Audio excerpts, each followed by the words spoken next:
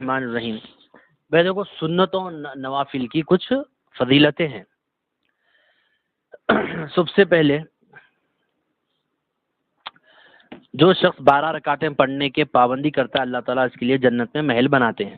کیا ہے وہ 12 رکعت؟ 4 رکعت ظہر سے پہلے، 2 رکعت ظہر کے بعد، 2 رکعت مغرب کے بعد، 2 رکعت عشاء کے بعد، اور 2 رکعت فجر سے پہلے۔ ضروری ہے یہ تو۔ سنت موقعہ کی فضیلت معلوم ہوئی کہ سنت موقعہ پڑھ رہے تو اللہ پاک جنت میں محل بناتے ہیں۔ ٹھیک ہے، نسائی کی روایت ہے، یہ مسلم شریف کی روایت ہے کہ آپ صلی اللہ علیہ وسلم فجر کا بہت زیادہ اہتمام کرتے تھے، اور حضرت عائشہ کہتی ہیں کہ فجر کی 2 رکعت سنتوں کے بارے میں آپ صلی اللہ علیہ وسلم نے فرمایا یہ 2 رکعتیں مجھے دنیا و ما فیہا سے زیادہ محبوب ہیں۔ جو شخص ظہر سے پہلے 4 رکعتیں اور ظہر کے بعد 4 رکعتیں پابندی سے پڑھتا ہے، اللہ تعالیٰ اسے دوزخ کی آگ اس کے اوپر حرام فرما دیتے ہیں۔ رسول اللہ صلی اللہ علیہ وسلم نے فرمایا جو مومن بندہ بھی ظہر کے بعد 4 رکعتیں پڑھتا ہے اسے جہنم کی آگ انشاءاللہ کبھی نہیں چھوئے گی۔ رسول اللہ صلی اللہ علیہ وسلم نے فرمایا ظہر سے پہلے زوال کے بعد 4 رکعت آپ صلی اللہ علیہ وسلم پڑھتے تھے، فرمایا نہیں۔ عبداللہ بن صائب کہتے ہیں کہ رسول اللہ صلی اللہ علیہ وسلم، یہ نہیں معلوم دیکھو لوگوں، ہاں 4 رکعت آپ صلی اللہ علیہ وسلم پڑھتے تھے۔ آپ نے ارشاد فرمایا یہ وہ گھڑی ہے جس میں آسمان کے دروازے کھول دیے جاتے ہیں، اس لیے میں یہ چاہتا ہوں کہ اس گھڑی میں میرا کوئی نیک عمل اللہ کے یہاں پر پہنچے۔ یہ جو رسول اللہ صلی اللہ علیہ وسلم نے فرمایا زوال کے بعد ظہر سے پہلے کی 4 رکعتیں تہجد کی 4 رکعتوں کے برابر ہے۔ کیوں؟ آپ صلی اللہ علیہ وسلم نے فرمایا اس وقت ہر چیز اللہ کی تسبیح بیان کرتی ہے۔ پیارے نبی نے فرمایا اللہ تعالیٰ اس شخص پر رحم فرمائے جو عصر سے پہلے 4 رکعت پڑھتا ہے۔ دعا دی ہے، حالانکہ سنت موقعہ نہیں ہے، نفل میں چاہتی، غیر موقعہ میں، لیکن آپ صلی اللہ علیہ وسلم کیا کرے، جو عصر سے پہلے 4 رکعت پڑھتا ہے اس کے لیے دعا دیا۔ اچھا، جو شخص تراویح پڑھتا ہے وہ گناہوں سے اس طرح پاک صاف ہوتا ہے جیسا کہ آج ہی اپنی ماں کے پیٹ سے پیدا ہوا۔ ابن ماجہ کی روایت ہے۔ قیام کا ترجمہ تراویح سے کر کے یہاں پر یہ بتلائے کہ جو شخص روزے رکھتا ہے رمضان میں اور تراویح پڑھتا ہے تو وہ ایسا ہے گویا کہ آج ہی اپنے ماں کے پیٹ سے پیدا ہوا۔ صلی اللہ علیہ وسلم نے فرمایا کہ فرض نمازوں کے بعد سب سے زیادہ محبوب اللہ کو تہجد کی نماز ہے۔ 12 رکعت، 8 رکعت سنت ہے،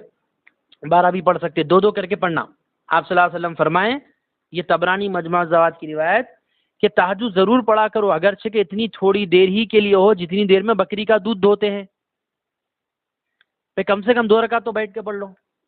یہ تہجد کے بارے میں ہوا، اور تہجد کی دعائیں وغیرہ بھی ہے، حسن حسین ساتھ میں لایا، وہ پڑھنا بھائی کیا بنو، ہاں اس میں یاد کرو، دیکھ کے پڑھو۔ دیکھو اب یہ جو فضیلت آ رہی ہے فجر کے بعد اشراق پڑھتے 20 منٹ کے بعد، یہاں سمجھ میں پوچھ لینا ساتھ میں ہوں، اس کی فضیلت کیا ہے؟ آپ صلی اللہ علیہ وسلم فرمائے جو شخص فجر کی نماز سے فارغ ہو کر اسی جگہ بیٹھا رہے، خیر کے علاوہ کوئی بات نہیں کرے، تو اس کا مطلب وہ آپ نے کہنے مشورہ ہوتا تو مشورہ کر سکتے، خیر کی بات کر رہے نہیں، اب نہ بیٹھے ہوئے احمد بھائی بیٹھے گیا روزانہ مشورہ ہو جاتا فجر میں، کیا بھائی نہیں، ہاں پھر 2 رکعت اشراق کی نماز پڑھتا ہے تو اس کے گناہ معاف ہو جاتے ہیں، یہاں تک کہ اگر سمندر کے جھاگ کے برابر ہے تو ہی معاف کر دیتے اللہ پاک۔ یہ اشراق کی فضیلت ہے۔ پیارے نبی صلی اللہ علیہ وسلم اشراق کی فضیلت میں فرمائیں کہ کامل حج اور عمرے کا ثواب ملتا ہے، کامل حج اور عمرے کا ثواب ملتا ہے، کامل حج اور عمرے کا ثواب ملتا ہے۔ ارے نبی کو کیا ضرورت تھی 3 دفعہ بولنے کی، تاکہ امت سمجھے، سنے، فکر کرے، 3 دفعہ فرمائے، ترمذی کی روایت ہے۔ اچھا، اب اشراق کے بعد صلاۃ الضحیٰ بولتے ہیں اس کو، چاش کی نماز لیتے ہیں سب سے پہلے، بول کے بتلا دے رہا ہوں۔ اللہ پاک فرماتے ہیں آدم کے بیٹے دن کے شروع کے حصے میں 4 رکعت پڑھنے سے عاجز نہ بن، میں دن بھر کے کام بنا دوں گا۔ مول صاحب میرا کام بن رہا ہے اس نے جی، دکان نہیں چل رہی، تعویذ لکھ کے دے دو۔ میں بولا ارے بھائی کھانے کی تعویذ، پیسوں کی تعویذ لکھ لے تم تھا، ویسا رہتا تو انہیں کہ دکان کھول لے کے بیٹھے ہوئے۔ دیکھ بابا نماز پڑھ ختم ہو گیا مسئلہ، ارے پورا ذہن تعویذوں پہ پلیتوں پہ چلے گیا۔ سب سے بہترین تعویذ اور پلیتا 2 رکعت نماز ہے، جس کو اپن صلاۃ الحاجت بولتے، ختم۔ یہ اشراق کی نماز کی بھی فضیلت ہو سکتی اور چاش کی بھی فضیلت ہو سکتی، دونوں کے لیے۔ محدثین کے نزدیک کیا ہے معلوم، اشراق چاش ایک ہی نماز ہے، یاد رکھو، لیکن اعلیٰ السنن میں حضرت مولانا ظفر احمد عثمانی رحمۃ اللہ علیہ، مولانا اشرف علی تھانوی صاحب کے بھانجے ہو نا، انہوں اس کے اندر تحقیق لکھے، پوری 20 سال محنت کر کے کتاب مرتب کی۔ دیکھو جو شخص چاشت کی 2 رکعت پڑھنے کا اہتمام کرتا ہے، چاشت کب ہوتی ہے میں بتلایا تو ٹائمنگ وغیرہ کچھ مسئلہ نہیں ہے، 1/4 بھائی غروب طلوع سے غروب 1/4 حصہ نکال دیا پڑھ لیا، اشراق کے وقت بھی پڑھ سکتے، اس کی بھی فضیلت پیارے نبی صلی اللہ علیہ وسلم فرمائیں، ابن ماجہ کی روایت ہے یہ کہ اس کے گناہ معاف ہو جاتے ہیں اگرچہ کہ سمندر کے جھاگ کے برابر ہے، سمندر کے جھاگ کے برابر ہے، معاف ہو جاتے۔ دیکھو اب یہاں پر یہ آئی روایت کیا عموماً یہ نہیں پڑھتے بھائی لوگ، اس لیے میں سب سے پہلے یہی بتلایا، اس لیے کہ اپنا اعتکاف شروع ہوا مغرب سے، تو مغرب کے بعد کیا کام کرنا ہے آپ نے کہ وہ بتلا دیا میں، یہ ترمذی شریف کی روایت ہے لیکن غریب حدیث ہے، فضیلت کے لیے کافی الحمدللہ۔ امام ترمذی کہتے ہیں کہ بہت سے اہل علم کا اس ضعیف حدیث پہ غریب حدیث پہ عمل ہے۔ رسول اللہ صلی اللہ علیہ وسلم نے فرمایا جو شخص مغرب کی نماز کے بعد 6 رکعتیں اس طرح پڑھتا ہے کہ ان کے درمیان میں کوئی فضول بات نہیں کرتا، فضول بات نہیں کرنا، دیکھو فضول بات نہیں کرنا، دیکھو مغرب کے بعد 12 سال کی عبادت کا ثواب ہے۔ فائدہ میں لکھیے، یہ صاحب مظاہر حق کسے لکھے فائدہ، میں بھی اس میں ہی پڑھا تھا۔ مغرب کے بعد مظاہر حق 2 کتابیں، مشکات کی شرح، ایک قدیم ایک جدید۔ مغرب کے بعد 2 رکعت سنت موقدہ کے علاوہ 4 رکعت نوافل اور پڑھی جائیں تو 6 ہو جائیں گی۔ اچھا بعض علماء نے کہا کہ 6 رکعت مغرب کی 2 رکعت کے ساتھ ہے اور اچھا ہے، چلو اب بولیں گے مول صاحب ہم نہ تو مغرب کیا 2 رکعت پڑھ کے اور 4 رکعت اس میں گھسڑ دیتے روزانہ، ایسا نہ کرو بھائی، 4 پڑھ کے 6 پڑھو، کبھی کبھی دل نے بولا بیٹھ کے پڑھ لو، نہیں بھوک لگ گئی کھانا کھا لے کے پڑھے آپ اپنا، انسٹالمنٹ کا زمانہ ہے نا، گاڑیاں ایسا پڑھ لو، کیا مسئلہ ہے بول کے کیا بھائی؟ ہاں اچھا دیکھو تحیت المسجد معلوم ہے آپ لوگوں کو، تحیہ مانے سلام، وضو، تحیت المسجد، مسجد کو سلام کیا اللہ کے گھر میں آئے اس لیے اللہ کے لیے نماز پڑھنا ہے، تحیت الوضو۔ ایک بات یاد رکھو، نفل میں تداخل ہوتا، تداخل کا مطلب ایک کا دوسرے میں گھس جاتا ہے، گھسڑے دیتے اس کو، یا اللہ 2 رکعت میں تہجد کی نماز پڑھ رہا ہوں، اشراق کا وقت میں